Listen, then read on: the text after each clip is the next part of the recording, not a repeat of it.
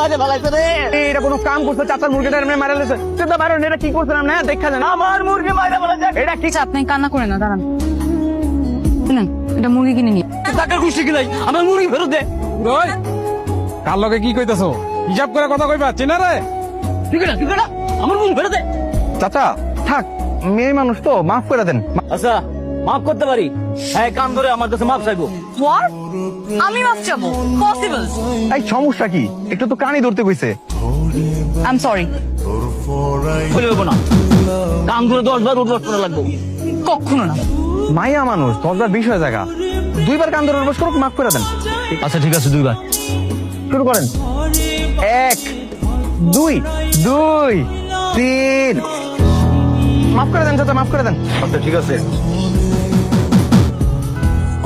মাসুদ। রূপা হ্যাঁ, রূপা কইতেছিলাম। তুমি আমার নাম্বারটা এখনো সেভ করো নাই? নাম্বার সেভ করে কি করবো? 2টা বছর ধরে আমার লগে খালি ফোনেই কথা কইতাছো, না আজ পর্যন্ত দেখা দিলা, না কোনো সময় তোমার বাড়ির ঠিকানাটা দিলা। জানবা জানবা, সময় হলে সবই জানবা। শোনো না, তুমি তোমার ওই গ্রামের ম্যাডামের সাথে আজকে কি কি কাণ্ড ঘটালে সেটা তো আর বললা না। আজকে যে কাহিনীটা করছি তুমি শুনলে আস্তে আস্তে পেট ব্যথা হয়ে যাবো। ফার্স্টে কি করছি বুঝছো? একটা নাটক সাজাইছি, সাজায় তারপরে তো ওরা কান ধরায় মাফ চাওয়াইছি। অবশ্য পরে আমার নিজের কাছে খারাপ লাগতেছিল যে আমি কামটা ঠিক করিনি। যতই হোক, এক লোক ছোটবেলায় পড়াশোনা করছি না, একটা তো মায়া কাম করেই। গতকালকে আপনি ছিলেন না, আর এর মধ্যেই একটা বিরাট ঘটনা ঘটে গেছে। কি ঘটনা? আমাকে ম্যাডাম রে রাস্তার মধ্যে মানুষের সামনে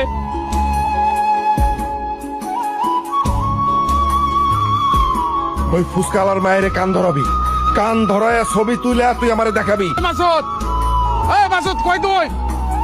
মাসুদ তো বাড়ি না বাবা, ওখানে গেছে। ওলা তো দোকানে যায় নাই, চেয়ারম্যান তারা ধরে লয়ে গেছে, গলার মধ্যে ছুরি ধরছে, এক্ষুনি তারা জবাই দি। আর মাসুদ কি করছে বাবা? আয় থাম, আমার পোলাটুরে ছেড়ে দাও বাবা। তার শর্তে ছেড়ে দিতে। কানে ধর। তোর মারে চেয়ারম্যান লোকজন কানে ধরে উঠবস করে দিয়েছে। আমার মারে? কইলামই তো কি হইছে? ওই চেয়ারম্যানের বেটির খবর আছে আজকে।